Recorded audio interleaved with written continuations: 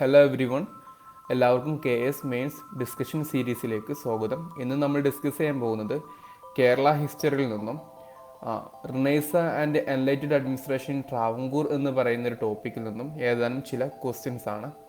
ആദ്യം തന്നെ 2 മാർക്കിൻ്റെ ഒരു ചോദ്യം. Did Shanar agitation bring social status to woman of lower caste? ചോദ്യം ഇങ്ങനെയാണ്: ഷാനാർ അജിറ്റേഷൻ, അതായത് നമ്മുടെ ചാന്നാർ ലഹള എന്ന് പറയുന്നത് that helped for bringing social status to woman of lower caste എന്നാണ് ചോദിച്ചിരിക്കുന്നത്. അപ്പോൾ 2 മാർക്കിൻ്റെ ഒരു ചോദ്യമായ സ്ഥിതിക്ക് ഇതിൽ എന്തെല്ലാം പോയിന്റുകളാണ് വരേണ്ടതെന്ന് നോക്കാം. ആദ്യം എന്താണ് ഷാനാർ അജിറ്റേഷൻ നമ്മൾ പറയേണ്ടതുണ്ട്. അപ്പോൾ ഷാനാർ അജിറ്റേഷൻ അത് 1813 മുതൽ 1859 വരെ 1859 വരെ നടന്നിട്ടുണ്ടായിരുന്ന സീരീസ് ഓഫ് ഇവൻറ്റുകളാണ് ഷാനാർ അജിറ്റേഷൻ നമുക്ക് കാണാൻ പറ്റുന്നത്. തീർച്ചയായിട്ടും that broad social status to woman of lower caste, especially ഇത് Nadar caste in southern Travancore. Southern ട്രാവൻകൂറിലായിരുന്നു ഇതിൻ്റെ ഏറ്റവും കൂടുതൽ മൂവ്മെൻറ്റുകൾ ഉണ്ടായിരുന്നത്. നാടാർ കമ്മ്യൂണിറ്റി പെട്ടിട്ടുണ്ടായിരുന്ന സ്ത്രീകൾക്ക് to dress like upper caste or to cover their upper portion. Upper caste വസ്ത്രം ധരിച്ചതുപോലെ അല്ലെങ്കിൽ അവരുടെ അപ്പർ പോർഷൻ ബ്രസ്റ്റ് കവർ ചെയ്യാനുണ്ടായിരുന്ന അവകാശത്തിന് വേണ്ടിയാണ് ഷാനാർ അജിറ്റേഷൻ നടന്നിട്ടുണ്ടായിരുന്നത്. And finally they achieved the right in 1859. 1859 അവർ അവരുടെ അവകാശം നേടിയെടുക്കുന്നുണ്ട്. അപ്പോൾ 2 മാർക്കും ചോദിക്കുന്ന നേരത്തെ ഇത്രയും കാര്യങ്ങൾ ഇതിൽ പറഞ്ഞാൽ മതി. ഓക്കെ, ഇനി 5 മാർക്കിൻ്റെ ഒരു ചോദ്യം നോക്കാം.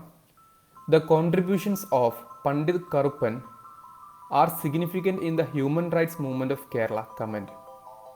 പണ്ഡിത് കറുപ്പൻ്റെ കോൺട്രിബ്യൂഷൻസ് എന്ന് പറയുന്നത് കേരളത്തിലെ ഹ്യൂമൻ റൈറ്റ് മൂവ്മെൻറ്റിൽ വളരെ പ്രാധാന്യം അർഹിക്കുന്ന ഒന്നായിരുന്നു. അതിനെക്കുറിച്ച് എഴുതാൻ വേണ്ടിയുള്ള 5 മാർക്കിൻ്റെ ചോദ്യമാണ് ഇവിടെ നൽകിയിട്ടുള്ളത്. അപ്പോൾ നമുക്കിതിൽ എന്തെല്ലാം പോയിന്റുകൾ വരാൻ വേണ്ടി ശ്രദ്ധിക്കാം. അപ്പോൾ ഇൻട്രൊഡക്ഷൻ എന്ന രീതിയിൽ വേണമെങ്കിൽ നിങ്ങൾക്ക് എഴുതാവുന്നതാണ്. പണ്ഡിത് കറുപ്പനെ കുറിച്ച് നിങ്ങൾക്കൊരു ആമുഖം കൊടുക്കാം. He was the first human right activist from Cochin, belong to Dheevara community. Dheevara community പെട്ടിട്ടുണ്ടായിരുന്ന കൊച്ചിൻ സ്റ്റേറ്റിൽ നിന്നുള്ള ഒരു ആദ്യത്തെ ഹ്യൂമൻ റൈറ്റ് ആക്ടിവിസ്റ്റ് കൂടിയായിരുന്നു പണ്ഡിത് കറുപ്പൻ എന്ന് പറയാം. പിന്നീട് അദ്ദേഹത്തിൻ്റെ കോൺട്രിബ്യൂഷൻസ് ഡിസ്കസ് ചെയ്യാൻ നേരത്തെ പ്രധാനമായിട്ട് നമുക്ക് പറയാൻ പറ്റുന്ന ഏതാനും ചില പോയിന്റുകളാണ്. ഒന്ന്, കമ്മ്യൂണിറ്റി അപ്ലിഫ്റ്റ് തന്നെയാണ്. തൻ്റെ കമ്മ്യൂണിറ്റിക്ക് ഒരു ഉന്നമനം കൊണ്ടുവരാൻ വേണ്ടി അദ്ദേഹം ശ്രമിച്ചിട്ടുണ്ടായിരുന്നു. By fighting against caste discrimination, superstitious activities. തൻ്റെ സമുദായം നേരിട്ടിരുന്ന പല പ്രശ്നങ്ങൾ, കാസ്റ്റ് ഡിസ്ക്രിമിനേഷൻ, സൂപ്പർസ്റ്റീഷ്യസ് ആക്ടിവിറ്റീസ് പോലുള്ള പല പ്രശ്നങ്ങൾ, അതിൽ നിന്നും തൻ്റെ കമ്മ്യൂണിറ്റി അപ്ലിഫ്റ്റ് ചെയ്യാൻ വേണ്ടി അദ്ദേഹം ശ്രമിച്ചിട്ടുണ്ടായിരുന്നു. Moreover he was a literary critic of contemporary times. അദ്ദേഹത്തിൻ്റെ കാലഘട്ടത്തിലെ ഒരു ലിറ്റററി ക്രിട്ടിക് കൂടിയായിരുന്നു. അദ്ദേഹത്തിൻ്റെ പ്രധാനപ്പെട്ട ചില വർക്കുകൾ നമുക്ക് നോക്കാം. ജാതിക്കുമ്മി, ആചാരഭൂഷണം, ഉദ്യാന വിരുന്ന് എന്നെല്ലാം പറയുന്നത് എന്താണ്? അവിടെ ഉണ്ടായിരുന്ന സമൂഹത്തിൽ നിലനിന്നിരുന്ന കാസ്റ്റ് ഡിസ്ക്രിമിനേഷനുമായി ബന്ധപ്പെട്ടിട്ടുള്ള അല്ലെങ്കിൽ സൂപ്പർസ്റ്റീഷ്യസ് ബിലീഫ്സുമായി ബന്ധപ്പെട്ടിട്ടുള്ള ഏതാനും ചില ക്രിട്ടിക് വർക്കുകളാണ് എന്ന് നമുക്ക് സബ്സ്റ്റാൻഷിയേറ്റ് ചെയ്യാൻ പറ്റും. മറ്റൊന്ന് പറയുന്നത് ഓർഗനൈസേഷൻ ലീഡർഷിപ്പാണ്. അദ്ദേഹം ഒരുപാട് ലീഡർഷിപ്പ് നൽകിയിട്ടുണ്ടായിരുന്നു. ഒന്ന്, അരയ സമാജം എന്ന് പറയുന്നത്, അതുപോലെ കൊച്ചി പുലയ മഹാസഭ, കായൽ സമ്മേളനം നടത്തുന്നത്, എല്ലാം ഇതിൻ്റെ ഭാഗമായിട്ട് നമുക്ക് പറയാൻ പറ്റുന്ന കാര്യങ്ങളാണ്. Finally he became the member of Cochin legislative council. അങ്ങനെ കൊച്ചിൻ ലെജിസ്ലേറ്റീവ് കൗൺസിലിൻ്റെ മെമ്പർ ആയിക്കൊണ്ട് he brought Harijan welfare department. അതിൽ അദ്ദേഹത്തിൻ്റെ ഇൻഫ്ലുവൻസോട് കൂടി ഈ പാവപ്പെട്ട ജനങ്ങൾക്ക് വേണ്ടി ഒരു ഹരിജൻ വെൽഫെയർ ഡിപ്പാർട്ട്മെൻറ്റ് അദ്ദേഹം കൊണ്ടുവരുന്നു. ഓൾസോ ഫിഷറി ഡിപ്പാർട്ട്മെൻറ്റിൻ്റെ കീഴിൽ തൻ്റെ കമ്മ്യൂണിറ്റികളായിരുന്നു ധീവര കമ്മ്യൂണിറ്റിയുടെ വെൽഫെയറിന് വേണ്ടി ഫിഷറി സ്കൂൾസ് എല്ലാം അദ്ദേഹം കൊണ്ടുവരാൻ വേണ്ടി ശ്രമിക്കുന്നുണ്ട്. അപ്പോൾ ഇങ്ങനെ ഏതാനും ചില കോൺട്രിബ്യൂഷൻസ് നമുക്ക് ഒരു 5 മാർക്കിൻ്റെ ചോദ്യത്തിന് ആൻസർ ചെയ്യാൻ പറ്റുന്നതാണ്. ഫൈനലി നിങ്ങൾക്ക് ഇത് കൺക്ലൂഡ് ചെയ്യാം by Karuppan is rightly proclaimed as the Lincoln of Kerala എന്നൊക്കെ പറഞ്ഞിട്ട് നിങ്ങൾക്ക് വേണമെങ്കിൽ ഇത് കൺക്ലൂഡ് ചെയ്യാൻ പറ്റുന്നതാണ്. ഇനി 10 മാർക്കിൻ്റെ ഒരു ചോദ്യം കൂടി നോക്കാം. The reign of king Ayilyam Thirunal, അദ്ദേഹത്തിൻ്റെ കാലഘട്ടം ഇവിടെ കൊടുത്തിട്ടുണ്ട്, is called as progressive and advancement. Analyse. Ayilyam തിരുനാളിൻ്റെ കാലഘട്ടം, ഭരണകാലഘട്ടം എന്ന് പറയുന്നത് പ്രോഗ്രസീവ് ആൻഡ് അഡ്വാൻസ്മെൻറ്റ് അതിൻ്റെ ഒരു കാലഘട്ടമായിരുന്നു എന്നാണ് വിശേഷിപ്പിക്കുന്നത്. അത് അനലൈസ് ചെയ്യാൻ വേണ്ടിയുള്ള 10 മാർക്കിൻ്റെ ചോദ്യമാണ് ഇവിടെ നൽകിയിട്ടുള്ളത്. അത് എഴുതാൻ നേരത്തെ എന്തെല്ലാം പോയിന്റുകളാണ് വരേണ്ടതെന്ന് നമുക്ക് നോക്കാം. കിങ് ആയില്യം തിരുനാൾ എന്ന് പറഞ്ഞു കഴിഞ്ഞാൽ അദ്ദേഹം വളരെ നല്ല ഒരു അഡ്മിനിസ്ട്രേഷൻ നടത്തിയിട്ടുണ്ടായിരുന്നു. അദ്ദേഹം നടത്തിയിരുന്ന അഡ്മിനിസ്ട്രേഷൻ എന്ന് പറയുന്നത് അദ്ദേഹത്തിൻ്റെ ദിവാൻമാരായിരുന്ന 3 വ്യക്തികളിലൂടെയാണ് ആക്ച്വലി അത് നടത്തിയിട്ടുണ്ടായിരുന്നത്. അവരുടെ പേരുകളാണ് ടി മാധവറാവോ, ശേഷയ്യ ശാസ്ത്രി ആൻഡ് ദിവാൻ നാണുപിള്ളൈ. അപ്പോൾ ഇവരുടെ 3 പേരുടെയും കോൺട്രിബ്യൂഷൻസ് ആണ് നമ്മളിവിടെ മെയിൻലി അനലൈസ് ചെയ്യാൻ വേണ്ടി പോകുന്നത്. അതിൽ ആദ്യത്തെ വ്യക്തി എന്ന് പറയുന്നത് ടി മാധവറാവോ. നമുക്കറിയാം തിരുവനന്തപുരത്ത് നമ്മുടെ സെക്രട്ടേറിയറ്റിന് നേരെ ഓപ്പോസിറ്റ് ആയിട്ട് നിൽക്കുന്ന ഏരിയ എന്ന് പറയുന്ന സ്റ്റാച്യു ആണ്. ആ സ്റ്റാച്യു എന്ന് പറയുന്ന പേര് വരാനുള്ള കാരണം അവിടെ ടി മാധവറാവയുടെ സ്റ്റാച്യു ഉള്ളത് കൊണ്ടാണ്. ഓക്കെ, അപ്പോൾ ടി മാധവറാവയുടെ പ്രധാനപ്പെട്ട കോൺട്രിബ്യൂഷൻസ് എന്ന് പറയുന്നത് 1861 ആയില്യം തിരുനാളിന്റെ ഭരണ കാലഘട്ടത്തിൽ ട്രാവൻകൂർ സ്റ്റേറ്റിൽ നിലനിന്നിട്ടുണ്ടായിരുന്ന പോസ്റ്റൽ സർവീസ് എന്ന് പറയുന്നത് that was open to public. ജനങ്ങൾക്കെല്ലാവർക്കും ഉപയോഗിക്കാൻ പറ്റുന്ന രൂപത്തിൽ പോസ്റ്റൽ സർവീസിനെ മാറ്റാൻ ഇദ്ദേഹത്തിന് സാധിക്കുന്നുണ്ട്. മറ്റൊന്ന് പറയുന്നത് ഏറ്റവും പ്രധാനപ്പെട്ടിട്ടുണ്ടായിരുന്ന ഇദ്ദേഹത്തിന്റെ reform that is agrarian reforms ആണ്. അതിൽ 1865 നടന്നിട്ടുണ്ടായിരുന്ന പണ്ടാരപ്പാട്ടം പ്രൊക്ലമേഷൻ എന്ന് പറയുന്നതും പിന്നീട് വന്നിട്ടുണ്ടായിരുന്ന ജന്മി കുടിയാൻ പ്രൊക്ലമേഷൻ 1867 അത് നിലവിലുണ്ടായിരുന്ന അഗ്രേറിയൻ വെൽഫെയറിന് വേണ്ടി സഹായിക്കുന്നുണ്ട്. ഓക്കെ, കൂടുതലായിട്ട് ഡീറ്റെയിൽസിലോട്ട് അത് പോകുന്നില്ല. അപ്പോൾ പണ്ടാരപ്പാട്ടം പ്രൊക്ലമേഷൻ എന്ന് പറയുന്നതും ജന്മി കുടിയാൻ പ്രൊക്ലമേഷൻ എന്ന് പറയുന്നതും വളരെ സിഗ്നിഫിക്കൻ്റ് ആണ്. 2 മാർക്കിന്റെ ചോദ്യങ്ങൾ നിങ്ങൾക്ക് ഇവിടെ നിന്നും പ്രതീക്ഷിക്കാവുന്നതാണ്. 1869 മറ്റൊരു കോൺട്രിബ്യൂഷൻ എന്ന് പറയുന്നത് ഇന്ന് നമ്മൾ കാണുന്ന സെക്രട്ടേറിയറ്റ്, തിരുവനന്തപുരത്തെ സെക്രട്ടേറിയറ്റിന്റെ മെയിൻ ബിൽഡിങ്ങിന്റെ ഇനാഗുറേഷൻ 1869 നടക്കുന്നുണ്ട്. ഓക്കെ, അതും ടി മാധവറാവയുടെ പ്രധാനപ്പെട്ട ഒരു ആർക്കിടെക്ചറൽ കോൺട്രിബ്യൂഷൻ ആയിട്ട് നമുക്ക് പറയാൻ പറ്റും. അദ്ദേഹത്തിന് ശേഷം വന്നിട്ടുണ്ടായിരുന്ന ദിവാനാണ് ശേഷേ ശാസ്ത്രി എന്ന് പറയുന്നത്. അദ്ദേഹത്തിന്റെ ചില പ്രധാനപ്പെട്ട കോൺട്രിബ്യൂഷൻസ് നോക്കാൻ നേരത്തെ നമുക്ക് കാണാൻ പറ്റുന്നത് ഈ expanded the communication network. Travancore സ്റ്റേറ്റിലെ കമ്മ്യൂണിക്കേഷൻ നെറ്റ്വർക്ക് എക്സ്പാൻഡ് ചെയ്യുന്നതിൽ വളരെയധികം സഹായിച്ചിട്ടുണ്ട് ശേഷേ ശാസ്ത്രിയുടെ ദിവാൻഷിപ്പ് എന്ന് പറയുന്നത്. അതിൽ നമുക്ക് പറയാൻ പറ്റുന്ന ഏറ്റവും വലിയ എക്സാമ്പിൾ എന്ന് പറയുന്നത് വർക്കല ടണൽ എന്ന് പറയുന്ന ഒരു ടണൽ ഉണ്ടായിരുന്നു. ഇന്നത് പ്രവർത്തിക്കുന്നില്ല.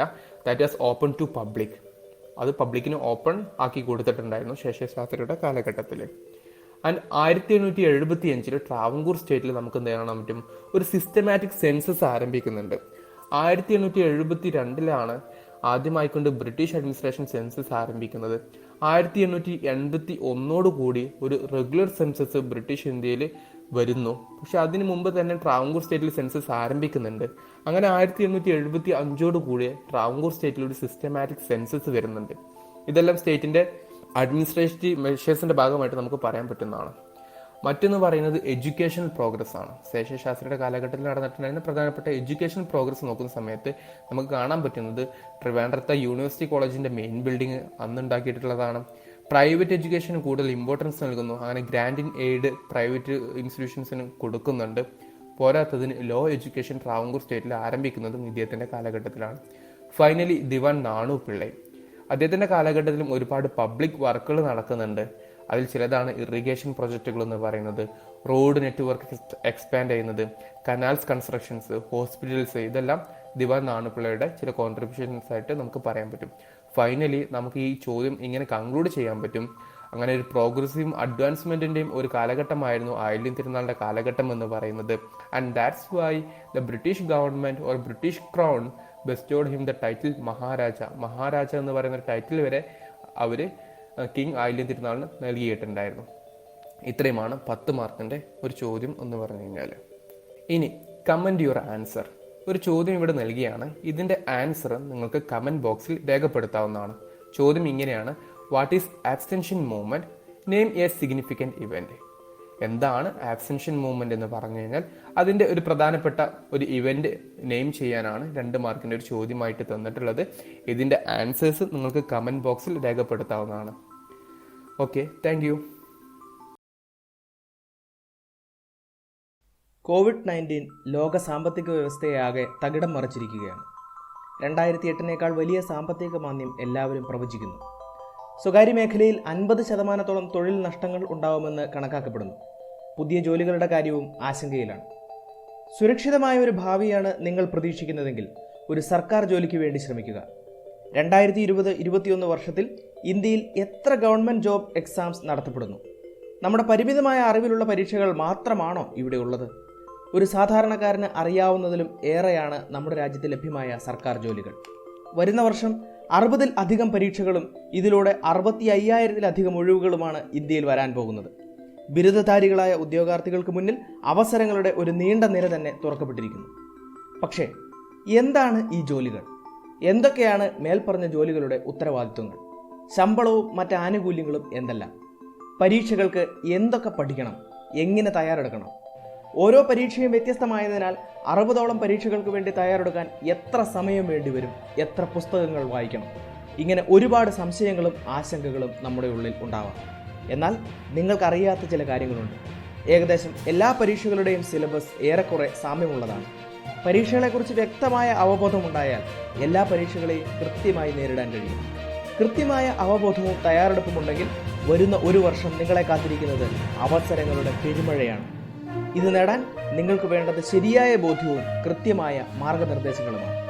വരും വർഷങ്ങളിലെ വിവിധ സർക്കാർ മേഖലകളിലേക്കുള്ള പരീക്ഷകൾ, ഈ ജോലികളെക്കുറിച്ചുള്ള വ്യക്തമായ അനാലിസിസ്, സിലബസിന്റെ ആഴത്തിലുള്ള പരിശോധന, കൃത്യമായ തയ്യാറെടുപ്പിനുള്ള മാർഗനിർദ്ദേശങ്ങൾ, ഒപ്പം വിജയികളുടെ അനുഭവങ്ങൾ എന്നിവ ഒരു കുടക്കീഴിലാക്കി KS മെന്റർ നിങ്ങൾക്ക് മുമ്പിൽ അവതരിപ്പിക്കുന്നു.